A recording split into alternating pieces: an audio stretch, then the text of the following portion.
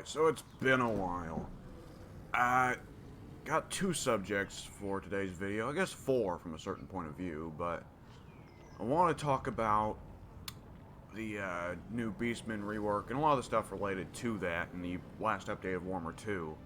And I also want to talk about what's going on with the channel as a whole. However, I'm going to save that talking about the channel stuff for later because I usually forget, but sometimes I do remember that there are people who watch these videos who have not watched other videos of mine, and so they don't give a shit about what's going on with my channel. But either which way, I'm just going to play a bit of Kazrak, because I do low-quality, unedited content, but I don't have the internet to do streaming, so it is what it is.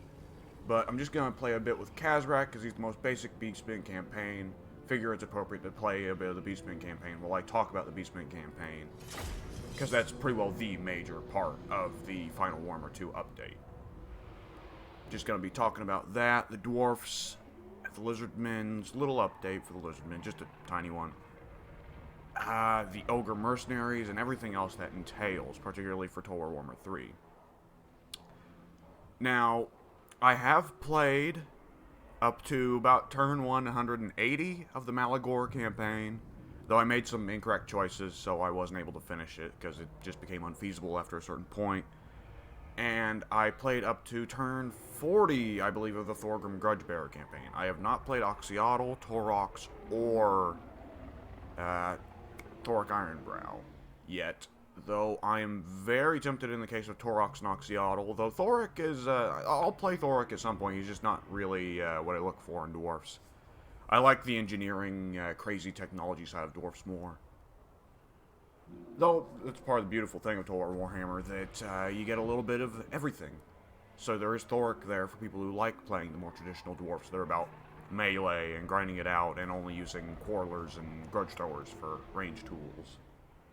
And bolt throwers. So, for the Beastmen, the update, the rework is just crazy. I knew it was going to be something crazy because the Wood Elf rework, like, the Greenskin rework was pretty fucking crazy. The fundamental mechanic that drove them, get out of the way, advisor. The fundamental mechanic that made the Greenskins the Greenskins, gone. Just entirely gone. And replaced with a new one. So, pretty crazy to start with. The Wood Elves were crazier, where virtually everything that made the Wood Elves the Wood Elves, gone. Beastmen are in a... They didn't just torch so much shit, because the full moon mechanic is still here, or excuse me, dark moon. Bestial Rage is still here, but they were both overhauled to be very, very different. And this Dread stuff, Herd Stones, Ruination, that's all entirely new. Challenges of the Dark Gods, that's all new crazy stuff. Which I think all works very, very well. Now, Kazrak being the most basic campaign, he starts out in Astalia, which is good, because Astalia is not really a threat. He does kind of, I guess I'll talk about that later. You start out with a basic enemy, as always. And he runs, because he recognizes that it's a bad matchup. Is this going to force... This is going to force us to go closer to Magritta. I don't know if we can take on the Magritta garrison as well. I don't think we can. I will not obey. Because, let's see, we've got Kazrak, 2 Bestigors, and Ungor, 2 Ungor Spearmen, Ungor Raiders, and Razorgore Chariots. I don't think we can take that on. However, what we will do is we'll just... It's one of the changes, one of the big changes they made for the Beastmen. This is, I think, a very interesting one, because it's a change for the early campaign. And for a lot of people, they don't play past early campaign, right? But the Beastmen used to have unit upkeep and army upkeep, but they could have a hypothetically infinite amount of units and armies as long as they could afford it. And every Beastmen campaign, you started with 2 armies. Not just your legendary lord, but a second, non-legendary lord, as it were. Kazrak used to start with just a regular beast lord in addition to himself, and that regular beast lord just had a shitty little army of Ungor. Now, though, the story has changed. You're limited to just 1 army at the start of the campaign. This does work out just fine, though it changes how the Beastmen function at the early parts of the game, because it used to be that you wanted to use that second army to try and ambush and use that second army as a lure to get the enemy army. Of course, it took to borrow, what was I thinking? Get the enemy army out of their settlements so you could ambush them and take the settlements. Whereas now, with the new Beastmen rework, the Beastmen have to play more of a genuine kind of guerrilla war at the beginning, where they have to try and hit the enemy where they're weak rather than where they're strong. And I think that that's just one of many things that's better about the new Beastmen. The dread thing, instead of paying unit upkeep, I think is very interesting because it's not like too snowbally, but it is still very snowbally. However, I don't have an issue with that. I think that one of the biggest problems Total War Warhammer has is that the anti-snowballing mechanics make late campaigns a real slog that I don't think it should be. I think the best way to handle late campaigns for Total War is not to just make it feel like the player is getting less and less rewards for the moves they make forward, but to rather just throw bigger challenges at them as they go through the game, which Chaos Invasion is good for, unless you're playing as Chaos or Beastmen. Though, Shield of Civilization, I guess, for Beastmen. And I think I've been playing a lot of Total War 3 Kingdoms lately, and I think 3 Kingdoms does a very good job of that, where the AI generally picks up speed about the same rate you do in 3 Kingdoms. So it's not that over the course of playing through 3 Kingdoms you get less and less rewards for each settlement, whereas in Total War you get less and less rewards because of supply lines. Every army starts to cost exponentially more from each army you build. So it gets less and less rewarding as the game goes on, whereas in 3 Kingdoms, not the case. You gain power and become stronger, but so does everyone else. And I think while the Beastmen still have some anti-snowballing mechanics in place, I'm just going to auto-resolve that. I'm not going to try and do too many battles here because that requires a lot of focus, which is not what I'm up to right now. We'll go ahead and raise a Hearthstone. We would need the money, but I'll raise the Hearthstone. The snowballing mechanics are not so harsh that it gets to be a slog in the late game. Gargantuan Hooves. Always start with the campaign movement stuff. And we'll go ahead and put in the Dread building as well. There we go. Since we're in the very early game, we only can upgrade Ungors, Harpies, Chaos Warhounds, Razor Gores, and Manticores. I do like this. It's a nice early distribution of stuff to get. Where it's early game armies, but it's something to do, right? I do think that locking Gores to tier 2 is a bit strange, but you'll get there quickly enough. It's strange to me that you're kind of locked into setting that first Herdstone up as soon as possible so you can get access to some of the most basic units of the Beastmen. It makes sense, though, and I think it's a pretty good way. The Dread system overall is a very good way of handling the whole issue that Total War Warhammer especially has, though every Total War is kind of guilty of where the later you get into the game, the less and less likely you are to buy any units that aren't the highest quality units possible. The Tomb Kings were good at this as well, because the unit caps encourage you to just use what units you can rather than what units are best. And so doom stacking isn't as much of a thing. Eventually, you can doomstack, and I'm sure for guys like Legend of Total War, you will doomstack, because a big part of the reason why you doomstack isn't just because it's the maximum possible efficiency, but also just because it's easier. Not to say that Legend of Total War is like a lazy asshole or something. He does what he does. It's a little bit of laziness, okay? Doomstacking is a little bit of laziness. And I'm not trying to insult people who do doomstacking. Do it. I can't really mock you for enjoying what you enjoy, because that's just your thing, right? In terms of just subjective enjoyment. But a big part of doomstacking is not just making armies that are good and efficient and hit hard, but also making armies... Of course, while I'm recording, I'm snotting up like a madman. But making armies that are easy to use. And I think for a certain value, that's kind of a smart thing to do, because as you get into the later parts of Total War games, it gets more and more annoying the amount of work you have to do with your armies, as the AI, of course, picks up speed a lot faster, picks up speed a lot more brutally than you do, because they don't have supply lines, and on higher difficulties get insane upkeep buffs. Let's see. We'll get some dogs. We need some dogs. And we'll pick up one more archer, but Ungor archers aren't that good. With Beastmen, you generally want to stick with the melee. Ungor archers are good to pick up if you're going up against a race that's more reliant on melee and less likely to beat you in the missile game, because you can skirmish with the opponent to force them to move to where you want them to. Same way the Wood Elves, generally speaking, will want to skirmish with Glade Guard. Though Wood Elves are definitely a lot better at skirmishing because they can pick up Glade Riders and Warhawk Riders later on, who are a lot better at not getting killed. Let's see, we can raise a settlement. Let's see, Brion is part of the Blood Grounds, so we'll just go raise Brion. At the moment, I don't want to confront Astalia because they probably just got a stack sitting in Magritta. And I'd rather wait until I have a more significant army to confront them.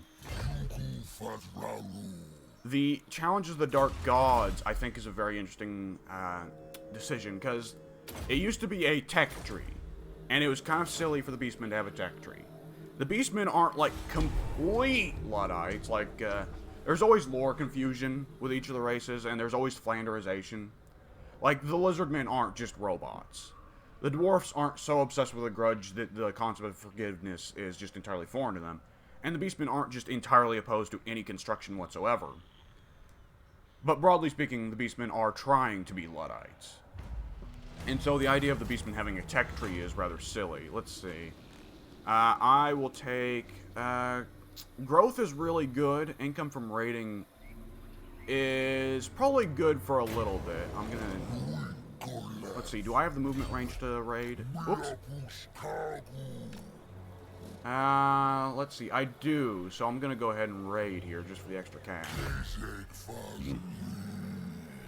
Beastmen are one of the only races that it's actually good to make money off of raiding now, which I like.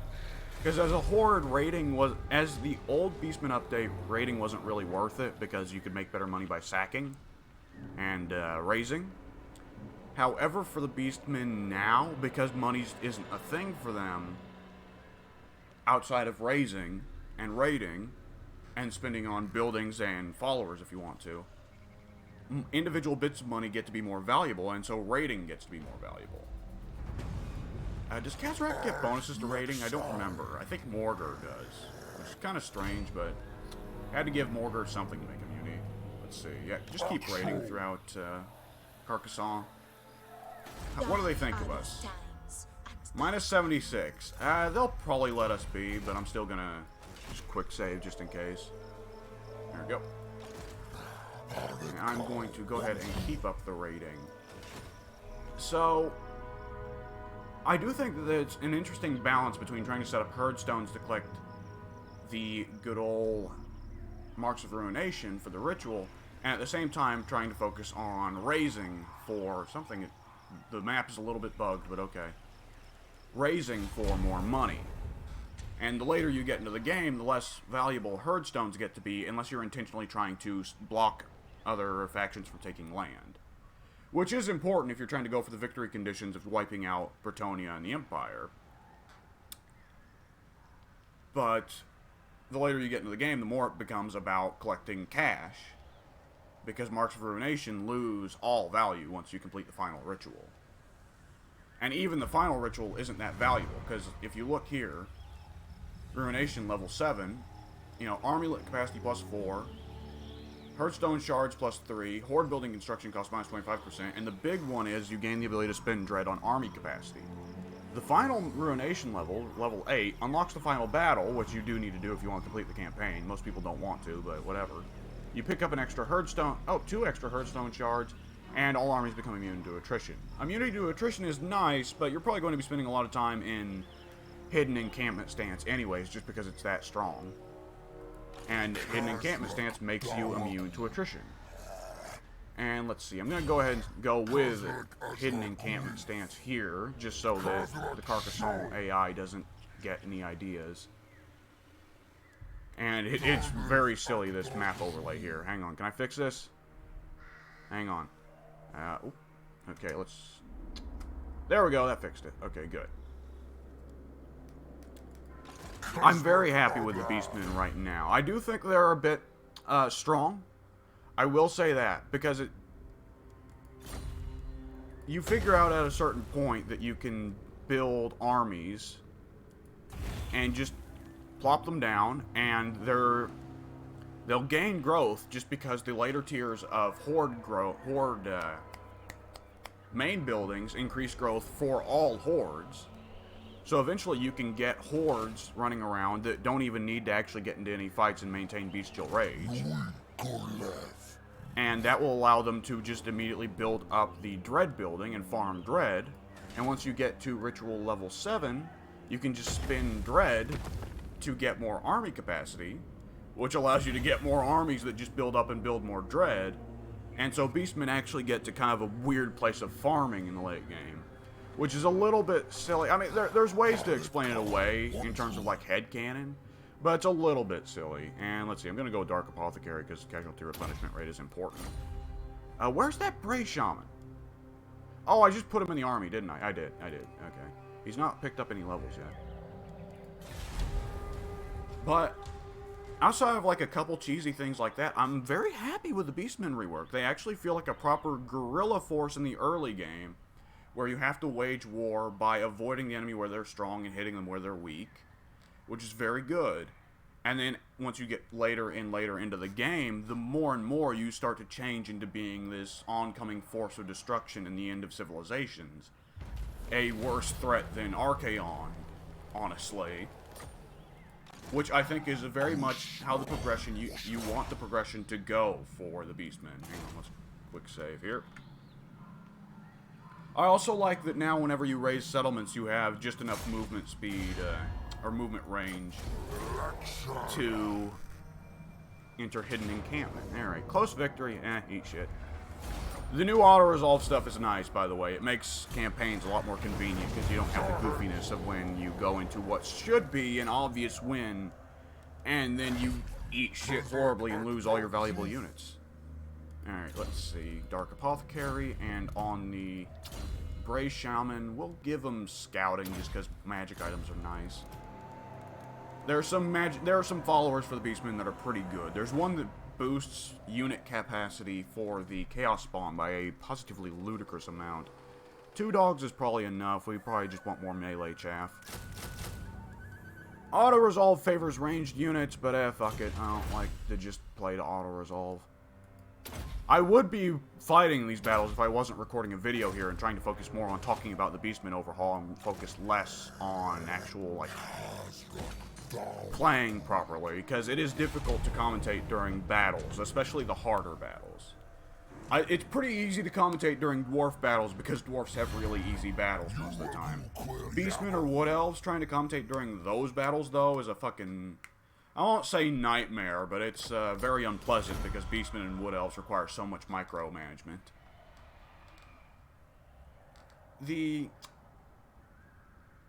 I'm very curious with the tech tree change, though, the challenges of the Dark Gods. I'm very curious just overall. Creative Assembly is very good at reusing assets. And doing it in a way where it doesn't feel like... A lot of people like to throw around the term, oh, so developers lazy because something or other. I was just the other day watching a fucking video on the End Times Vermintide 2. God, I hate that title, though I think they removed the End Times part. Vermintide 2, another Warhammer game, and some guy in the comments said, sucks a Fat Shark's so lazy they didn't add any new demon enemies for the Chaos Wastes. And it's like, yeah, laziness. That's definitely not the problem. Sorry, guy. It is almost certainly the fact that developers have a limited amount of time and a limited amount of budget, and game development is not as easy as you think it is. And that's why it's good that Creative Assembly is so good at recycling assets. And we wouldn't have the crazy stuff we have now if Creative Assembly wasn't good at recycling assets. Even in Warhammer 1, in the bare naked state that it was in at launch, there was a lot of asset recycling. Because, like, what were the unique features of, let's say, the vampire counts? Raised Dead. Well, what was so great about Raised Dead... I mean, Raised Dead was easy for them to do because it was just mercenary pools. And the same way, there's another... Both Vampire Counts and Chaos at launch of Warhammer 1, a supposed big campaign feature, was Corruption, which was blatantly just the religion mechanic that had been in previous Total Wars. Oh yeah, I did also reach, level 2 of... Did I reach level 2 of Dread? I did not. I think I'm just a bit short, because it needs 25, and I'm at... Oh, I haven't completed the ritual yet. I'm silly. Let's see. You can wait until the full moon, and if you wait until the full moon, it gives you more. So I'm going to go ahead and do that, just for the sake of it. Because the garrison here... Let's see. What's the garrison look like? Herdstone garrisons are pretty good. Estalia's probably not going to fuck with me, and at least before I can get the ritual off. Either which way, I'm going to keep raising his cast rank just because I want to. I do like how the full moon, you can wait until the full moon and get more Marks of Ruination. That is a tip worth keeping in mind for the early game as Beastmen. I didn't figure that out as Malagor until I was super late into my campaign, and Marks of Ruination had stopped really being valuable. There's a lot to learn about the Beastmen campaign. I should go ahead and say that. I think it's very well designed in that there's a lot to learn and improve at. The Beastmen are playing a very different game from everyone else, but there's a lot to learn and get better with. And I'm not entirely using a lot of those tips because I'm trying to focus on commentating here and just talking about things. But I did notice a lot of things as Malagor that I was like, oh goddamn, I wish I'd been doing this earlier in my campaign. I would have had so much fewer problems. And we're going to go ahead and raise Aquitaine just for the cash, and because we want to fuck with Albert and Bordello so he doesn't pick up speed too much. Albert gets kind of strong later in the game, so I'm just going to go ahead and let's see. It's not a big difference in terms of profit, so I'm going to raise in advance. Raising and advancing is more useful for, like, I don't know, probably Torox. I've not played Torox, but I imagine it's useful for him. But, let's see. I could possibly ambush Albert if he comes to resettle here in Aquitaine. He probably won't, because Bretonia's AI isn't as aggressive about resettling as others. But I'll still do it just in case. Let's see. Dark Apothecary again, and for Darzuis, we'll give him another spell. Let's see. Let's put more into Flock of Doom. Flock of Doom is fantastic. I probably won't play this Kazrak campaign beyond just the opening stages here, but I'd still like to play at least a little bit smartly. I can upgrade the Ungor herd capacity, but I probably want to save up Dread for, there we go, upgraded Herdstones. There we go. There we go, yep, that will upgrade the garrison and the units that can be recruited from Herdstones, which is very nice. Whenever I build a second army as the Beastmen, or just any new army as the Beastmen, I try to build it at Herdstones. It can be good to build it off of Lords, because if you are dividing the armies up, and just give the new horde a bit of units from your old horde, that can work. But generally speaking, I prefer to... Yeah, there we go. This may not work out, though, because Alberic may take the advantage here and attack. Let's go ahead and just eat him to heal some.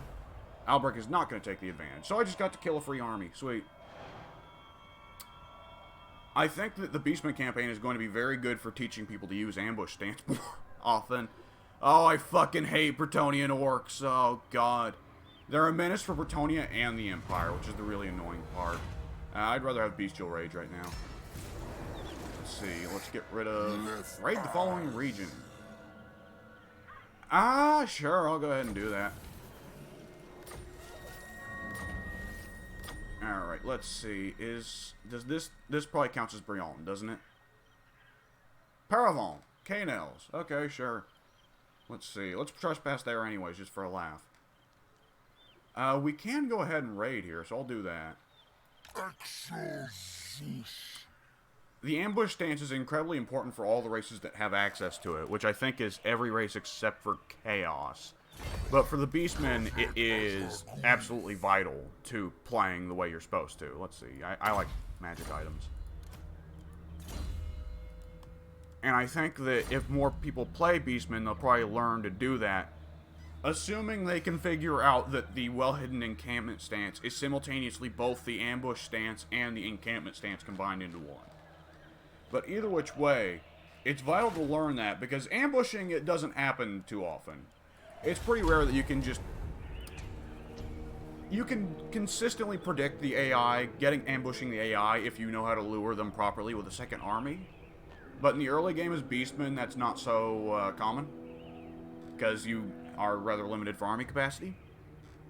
But as the other races, it can be very valuable. And one of the first things you should probably do as any landed settled faction, except for Tomb Kings, is build a second lord with a just very basic bare bones army that will do poorly in auto-resolve, deliberately to lure the enemy out of their settlements. Let's see, no matter how far sounds good, when no one falls sounds alright, endless herd, let's go with raiding and growth. Just because growth is so important early on, like the raiding is not so hot, but let's see. We can move in the raiding stance, can't we? We can, yeah, we'll go ahead. I'm going to assume, quick save, there we go. I'm going to assume that Carcassonne isn't just waiting for me. And since it's the full moon, we get plus 20% ruination from Rituals of Ruin. So perform the ritual, and boom. That we got an extra plus 14. Oh, it was just, okay, there we go. So we got 14 instead of 12, and we are now over halfway to getting ruination level 2s. Yeah, there we go. 14 is half. Yeah, over halfway. I'm not good at quick math. Alright, or as the English would call it, quick maths. Let's go ahead and end this turn. Now, it is very fun, I think, how for the Wood Elves and the Beastmen getting overhauled. How, I would say, to me, they were practically unplayable in terms of just not being fun prior to their reworks. So it's almost like getting whole new races. And for budget purposes, we pretty well are getting new races in terms of campaign mechanics. Which makes me think, because in Warhammer 3, there's probably not going to be old world reworks. There's probably going to be 2 old world reworks. I think that Chaos will definitely get a look. I think Warriors of Chaos, as we know them now, will be gone. They will have to entirely change the way they work.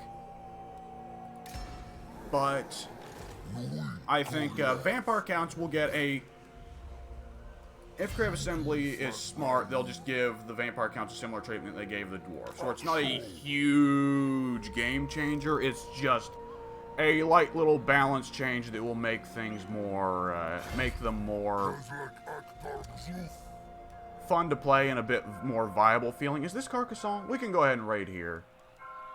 I'll hidden in camp just for a little bit anyways. We'll recruit.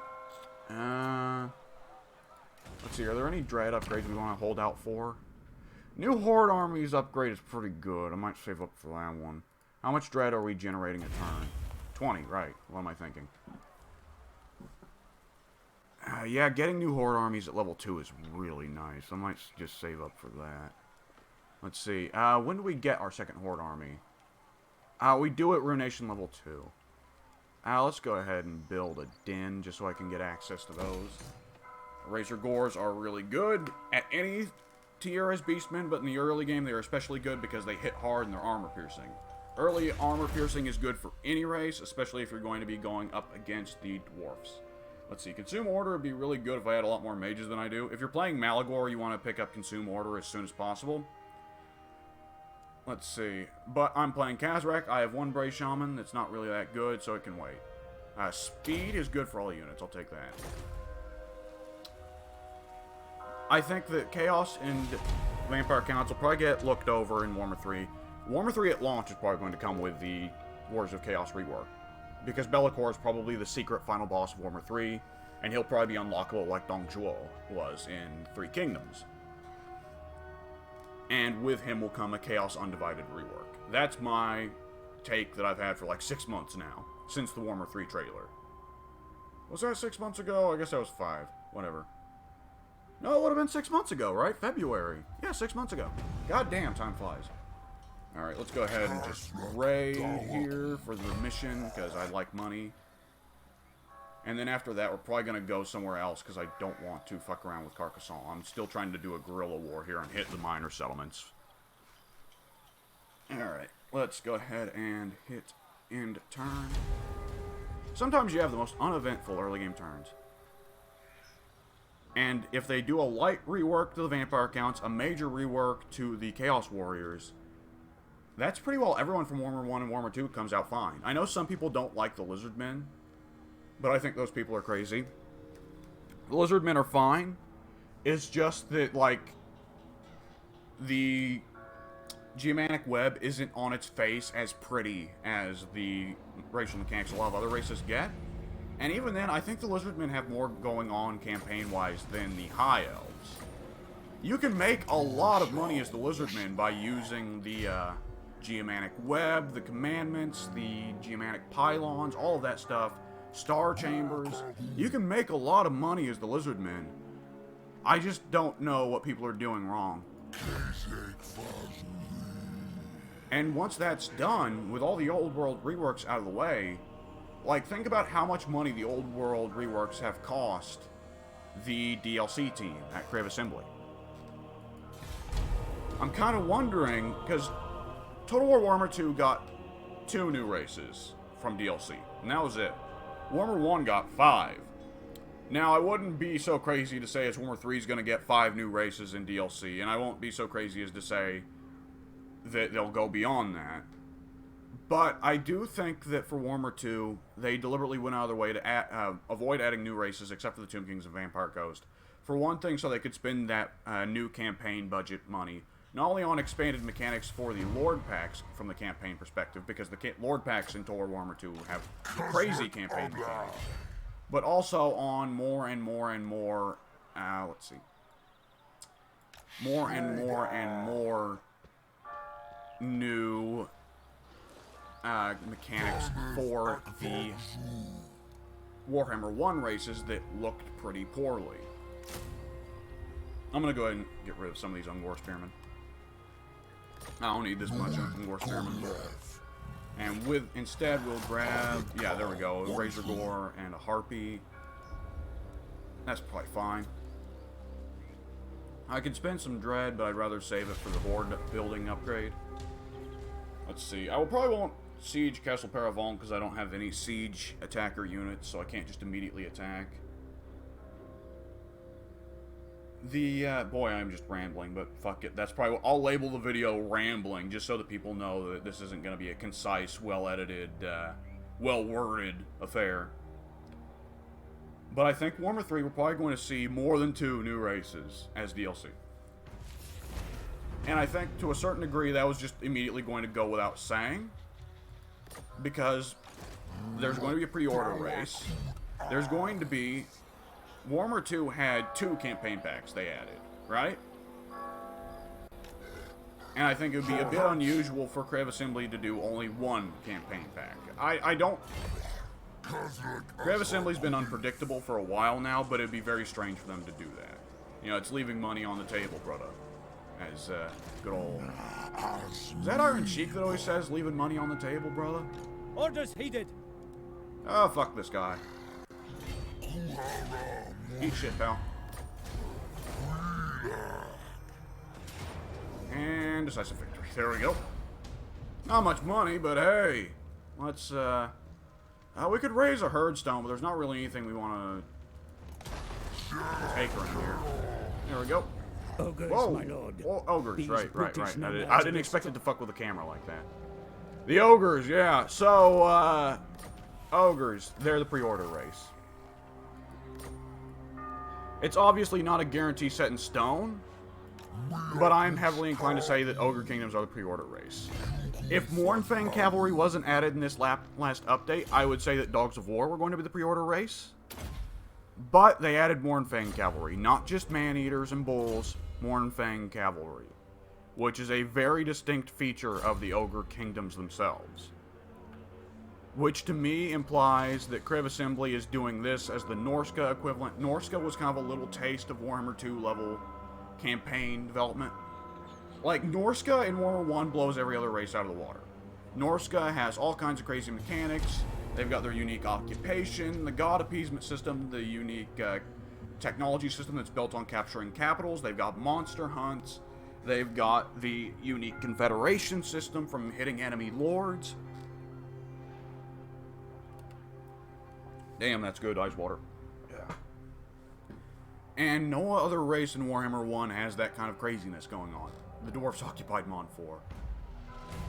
This is why I'm glad about the herdstone system. You don't have to deal with this shit anymore if you use your herdstones properly. I'm not building too many herdstones right now, but I'm in the old world. In the old world, you gotta be a bit more careful, because there's a lot more assholes looking to get you. As Malagor, it's a bit of a different story, depending on where you go. I will say in my Malagor campaign, I made the decision to go to the Southlands and fuck with the Tomb Kings instead. And while it was fun and made the game a bit easier, because the Tomb Kings don't hate Beastmen as much as the Empire or Bretonnians do, it also did not work out for me, because while I successfully raised the entirety of the Southlands and the Badlands, I then went north and found that the Empire had conquered the entirety of Norska and Kislev and Sylvania, which made it, like, it wasn't impossible, the idea of actually completing the campaign by wiping out the Empire, but it made it very not fun sounding. But yeah, the Ogre Kingdoms, the Mournfangs to me confirm, okay, Ogre Kingdoms is the pre-order race. I could eat shit there, but I'm doubtful. Predicting CA, you know, but I'm not a betting man, but I'd put $5 on it. I don't know who I'd bet against, because there's not really a way for me to throw around money right now, but, you know. Alright, let's see. I'm not going to be able to take Gizaru, because Lord of Bretonia. there's a load of dudes there. Oh my god, how has Artois got this many dudes? Oh, they're all peasants. Oh, I love the Bretonia AI. It's so lame. Like, Bretonia is my favorite race in the game. Bretonia is my #1 favorite race in the game. I play them, I love them. And it's just so ridiculous when you look at the AI and they just build peasant stacks. Just stacks of nothing but peasant mob and peasant archers. Like, they can't even have the fucking grace to build foot squires and battle pilgrims. I mean, I'm not asking for them to use Grail relics, because the AI is too stupid to understand how to use the Grail relic properly. It'd probably just face charge the Grail relic into monsters, but what can you do? I need to get to work on making some herdstones. I'm not generating marks of ruination like I need to. But I'm trying to build up more dread so I can get that horde upgrade. Let's see. Spend dread. Let's go with no matter how far, because I'd like to get to a place where I can set up a... Oh, the Beastmen of Bilbali are unhappy. Let's go ahead and just find somewhere where we can set up a herdstone of some kind. Bretonia is kind of a rough place, because Bretonia is, I should probably be heading towards the Empire instead of Bretonia. Shit. Whatever. I wish there was, like, 3 kingdoms where you could reverse moves. Whatever. Probably should go more towards the Empire than Bretonia as Kazrak, because the Bretonians love to sit in their castles so goddamn much. Let's see. So, Ogre Kingdom's almost certainly the pre-order DLC. Then we know the first race, the first campaign pack to come out 2 or 3 months after Warhammer 3 releases, which Warhammer 3 is probably going to release late November, early December is my guess. I don't think they're going to release, like, on Christmas. That'd be strange. I think that... Nice. I think that game releases November, December, then in February or March, we're going to see Chaos Dwarfs. Let's see. I like money, but, I'm gonna need money. There we go. Let's see. I don't have any siege attacker units, do I? No, these guys count as siege attacker units. Son of a bitch. I could take Baston, but, Alright, here we go. Yeah, we'll just... Oh, yeah, that's the problem with the beast. Oh, I have beast paths. I can get through gates. Oh, cannot do hidden encampment while in sight of another army. Okay. There we go. And we can upgrade the main horde building. Sweet. There we go. The dwarf rework is, I guess I should talk about that, yeah. Ah, shit. I'm just gonna... This video sucks. The dwarf rework I'm very happy with. The dwarfs, the Thorgrim campaign is still a little bit of a rough one because you start so close to Grimgor, and Grimgor's such a fucking nightmare of a legendary lord, but it's workable. You gotta rush Black Crag as soon as possible and try to use what siege tricks you can, to account for the fact that sieges suck in this game. But it's workable. Let's see. I'm gonna have to figure out a way to beast path through without getting myself fucked. Let's see. And Marienburg's got a lot of units. Not too deadly though. But if I do beast path through, then this guy's gonna attack me. I'll sit in hidden encampment for now. I could raid.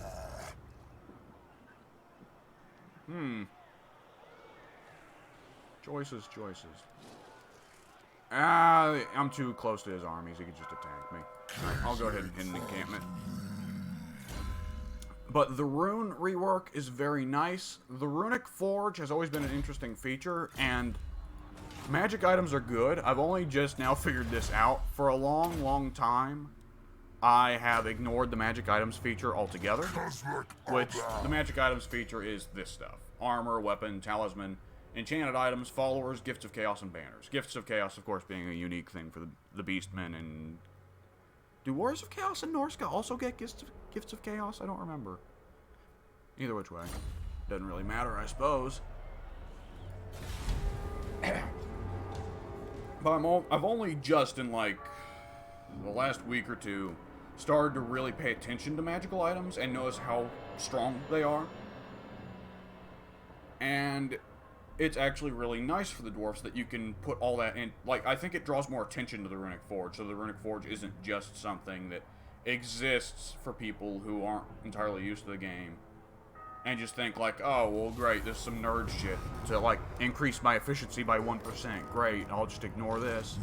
At least that's what my reaction was to the runic forge for the longest time. We may have to go the long way around. We'll go ahead and beast path through just for efficiency's sake. There we go. I don't think Gluen's going to do anything about me. I could take the chance to raise the Lung Guild just for some sweet cash. We'll see. And I think the runic rework draws more attention to it because, like, some of those runic banners are so strong. You know, and then you'll start to notice just the crazy stuff you can do with Dwarf Lords and Heroes as a result of the runic forge.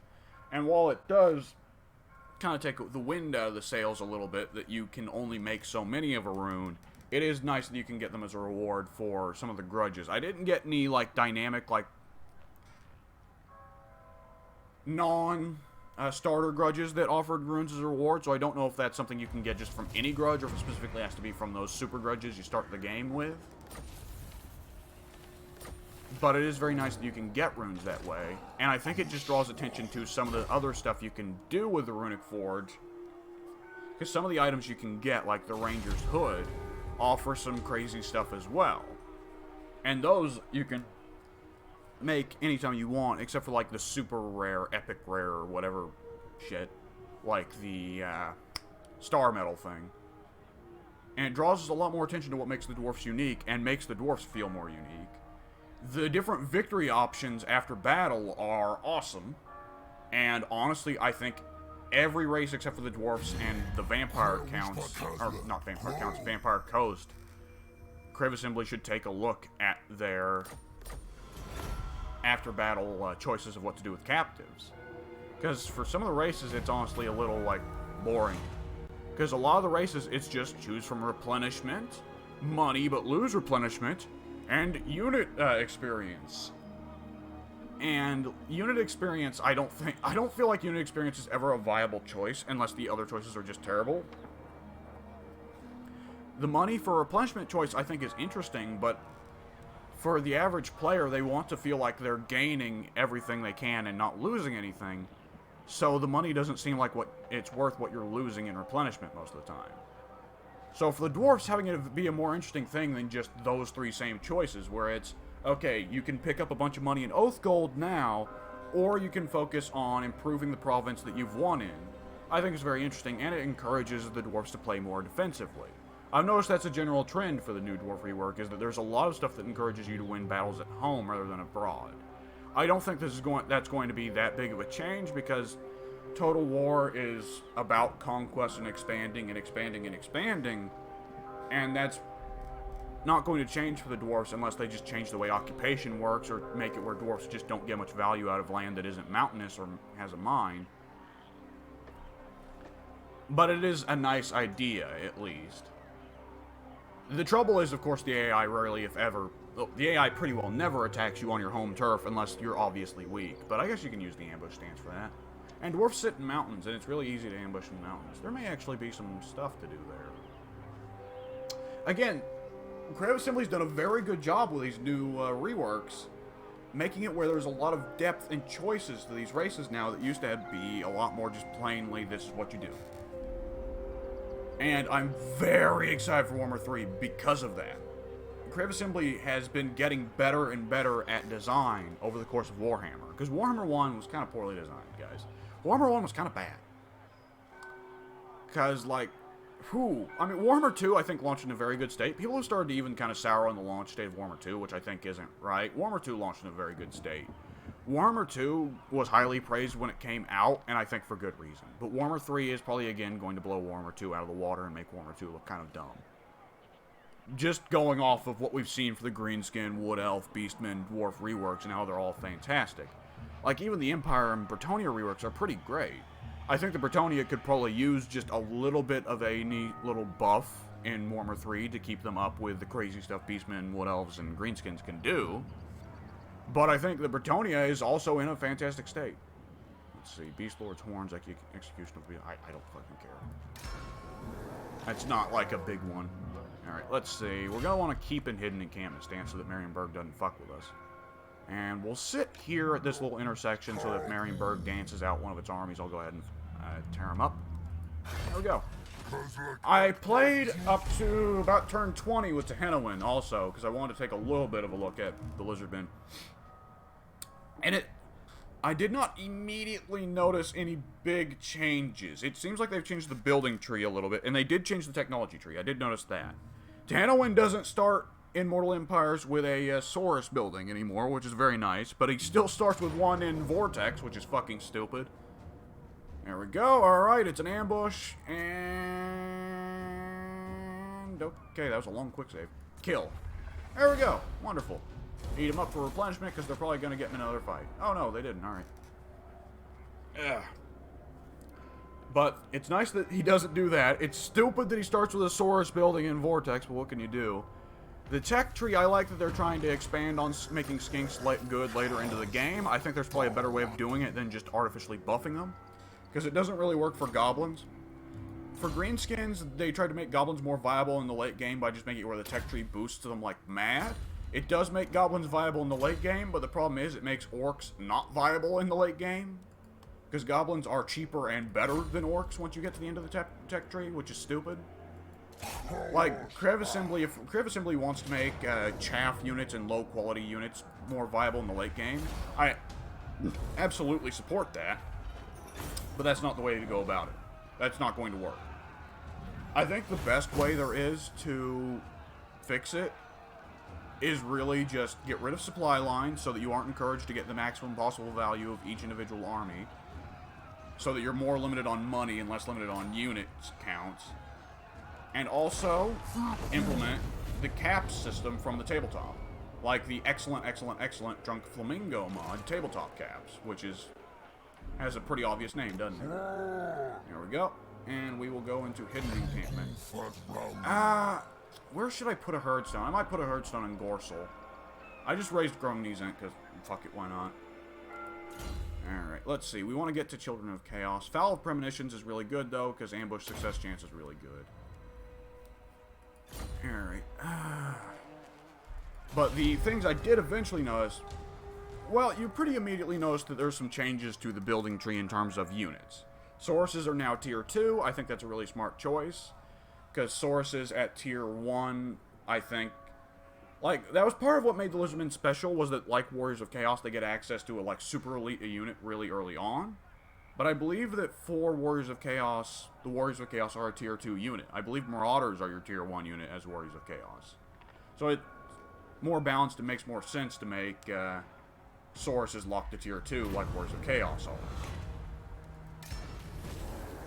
And, ooh, that's a lot of money. Alright, let's see. World Bane. Yep, there we go. Ogre Mercenaries leave. I don't care. Ogres are not... It's weird that they added ogres with the update that makes Beastmen finally fun. Because you're not going to use ogres as Beastmen. They cost money, and money does not come easy as Beastmen. Alright, well, Beast Path's over there.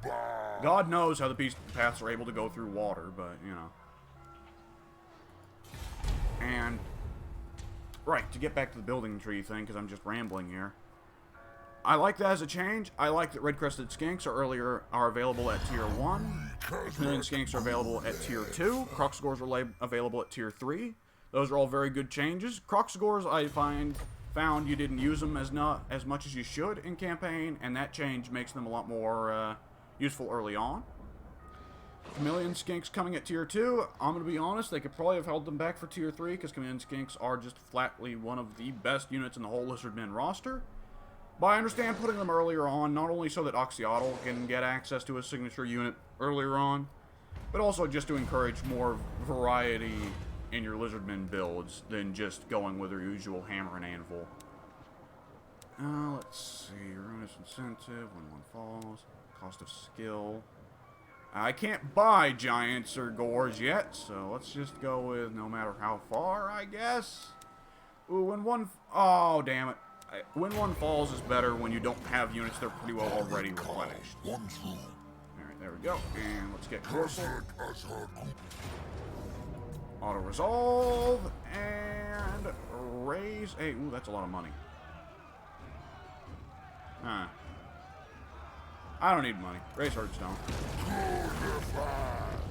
It seemed to me like they also changed... They did also make Pterodons and monsters earlier on, Bastiladons available early on for Lizardmen, which I like a lot. Because, again, one of the problems of, like, Warhammer 1 and early Warhammer 2 was that they had this idea that monsters should just always be locked to Tier 3, Tier 4, Tier 5. Should not be the case for Lizardmen, or Norska. Lizardmen, Norska, Tomb Kings are supposed to be monster-focused races, so they should get access to monsters earlier than everyone else. And now the Lizardmen do. I believe they also touched the Norska building tree a little bit to make some stuff earlier available, but I'm not for certain. Tomb King, do Tomb Kings get access to any monster units at Tier 2? I don't think so. I think the earliest monster units they get access to are like Ushabti and Tomb Scorpions. They get access to at Tier 3. Are they called Tomb Scorpions or Tomb Stalkers? I can't remember.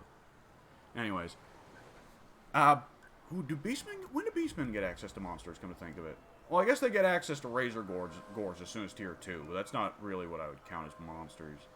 Yeah, they get access to Chaos Spawn, Minotaurs, Manticores at Tier 3, so pretty well the bar. They get access to Giants at Tier 3, which is super fucking weird. Because that is, like, every other race that gets Giants, God help them. I don't think Giants are that bad. But every other race that gets access to Giants gets them at Tier 4. Beastmen get them at Tier 3. I actually think that's a pretty smart choice. Because Giants are fairly expensive, and I don't think there's anything Crave Assembly can do to get Legend of Total War to start using Giants. Because they're never going to be his kind of unit. But for everyone else, getting access to Giants at Tier 3 encourages you to use them more. Which is nice, because Giants do have their uses. They're pretty tanky, and they can hit fairly hard as long as you don't let missile units bother them. And just because a unit can be taken out by missile units doesn't mean it's bad. I mean, if you play Wood Elves, then you would say the entire Wood Elf roster is terrible because the Wood Elves are pretty vulnerable to missiles. You just gotta support your units properly. If you're Doom stacking, then you don't want your units to need support. I know. Right? That's how it is. That's a big part of why Doom stacking is a thing. It's because you don't want to have to bother with that shit. But that doesn't necessarily mean a unit is bad just because it's not the best for Doom stacking. Oh, they retook Grungzint. Now, guess who's coming back? Let's see. Let's Beast Path on over. I don't think I see an army, so it's probably worth the risk. There we go. It also seems to me that with the Lizardmen, they added more buildings that increase income, though I may not... It seems to me that they made... I don't... No, I guess the Star Chamber and the Geomatic Pylons always had the increases to income that they did. Yeah. But yeah, I guess that's what I'll say for all the various reworks, and look at Volkmar showing up just in time. And what I wanted to talk about... I guess I said what I wanted to say for Warhammer 3. So, I think I've just about got everything across I wanted to get across about Warhammer. So, for those who are new to my channel, this will be your first video watching of mine. I try not to ramble this much, but I rambled a lot today, because I've got a lot to say. And I am stuck in a very awkward situation that I will get to talking about right now, which is for people who have tried to generally stick around with my channel and do enjoy my content enough to actually watch episodes beyond that. First of all, I'm sorry. Second of all, the whole situation of me just not uploading videos for a good while. It's been nearly a month, right? I think so. So, yeah, the internet situation here is non-existent, for all intents and purposes. I just don't have internet for what? I don't really have internet here. I have to operate off of Wi-Fi hotspots on my phone until we are able to get internet here, and we're pretty far out in the sticks, so the expectation of setting up internet, there is no way of predicting it very well, especially because we're relying on someone who is known to be very unreliable. And, fuck it, it's just a Hearthstone. Oh, well, I guess I'll take that settlement.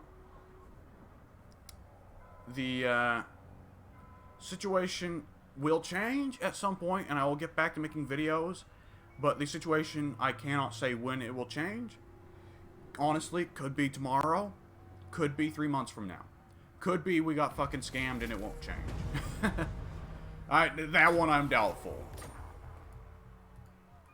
I do have lots of video ideas for what I want to do when we get the situation more under control. And how quickly are they able to set up a garrison? Goddamn. Oh, that's Marienburg. Yeesh. Alright.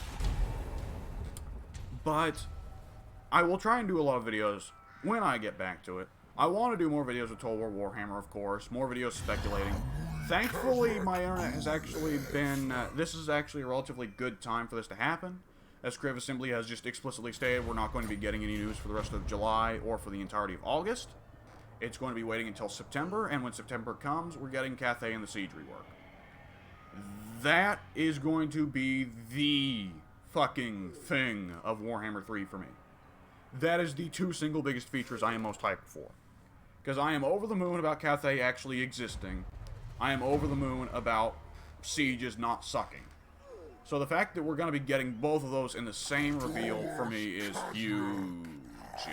Let's see, and this may be the end of the campaign, boys. Valiant defeat. It was good while it lasted.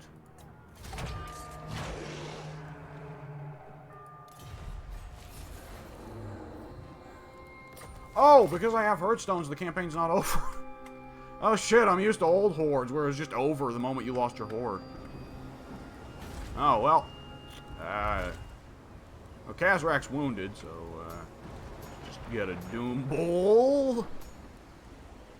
Yeah, sure, a cunning Doom Bull. There we go. Yeah, now we've got an army here. With Tuskor chariots and gores. Oh boy, I'm living the high life. I want to do more videos with Total Warhammer. I absolutely have got to do a fucking video for Cathay Siege reveal when that happens, because holy shit. Cathay Siege reveal video, even if I don't have internet, will get recorded and uploaded. I'm not going to be able to do pretty well any videos other than that. So, expect absolute radio silence throughout the entirety of July and August, unless my internet situation changes. Because I have a very limited amount of internet I can get off the Wi-Fi hotspot before it... Well, I don't use Wi-Fi. The hotspot on my phone before they start bottlenecking me harshly. And when I mean harshly, I mean fucking harshly. As in, like, lucky to get to around 10 kilobytes of internet. So, don't expect anything unless my situation changes, except for a reaction and analysis video for the Cathay and Siege rework. If you watch my channel for non-Total War stuff, I am sorry. I am genuinely very sorry, and I don't like this. But whenever I'm able to get the situation under control, I do have a lot of stuff I want to record. That is the thing about going a long time without recording, is that you start getting ideas, and suddenly you're just like, shit, I want to get back to recording. And I want to do more stuff with Warhammer, as always. Though I'd really prefer not to do, like, serious Let's Plays of Warhammer until Warhammer 3, because Sieges and Diplomacy suck so bad in Warhammer 2, and I'm just sick of it. But I absolutely want to do more content with Total War Three Kingdoms. I have been putting a lot of time into Three Kingdoms lately, and finding that I really love that game. And I want to talk about the developments on Three Kingdoms stopping being a thing, and my general take on that. And it may not necessarily be the opinion everyone is expecting someone to have about Three Kingdoms ceasing, but it's the opinion I'm going to have. Other than that, I want to do more fighting game stuff.